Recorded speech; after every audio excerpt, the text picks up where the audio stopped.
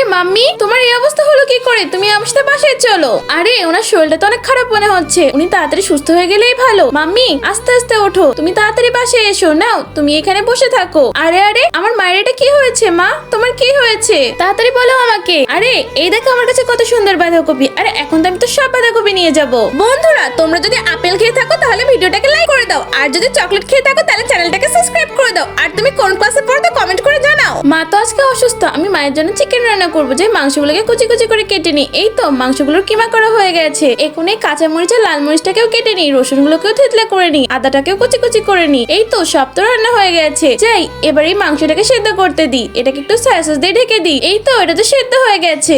এবার একটা কড়াইতে কিছুটা তেলের মধ্যে কিছুটা রসুন, পেঁয়াজ, মরিচ সবকিছু দিয়ে ভালোভাবে নেড়ে নি। এই তো এবার এর মধ্যে মাংসগুলোকেও দিয়ে দিই, একটু সয়া সসও দিয়ে দিই, এটার মধ্যে একটু লবণ দিয়ে দিই। এই তো সবকিছু তো দেওয়া হয়ে গেছে। এবার এগুলোকে ভালোভাবে মিশিয়ে নি। এই তো আমার খাবারটা তো রান্না হয়ে গেছে। এবার এটাকে একটা প্লেটে তুলে নি। তোলাও তো হয়ে গেছে। যাই এটা টেবিলে নিয়ে যাই। আরে আমি তাড়াতাড়ি যাই, ওরা তো আজকে আমার ফেভারিট মাংস রান্না করেছে। এইটি না, আমি তো চলে এসেছি।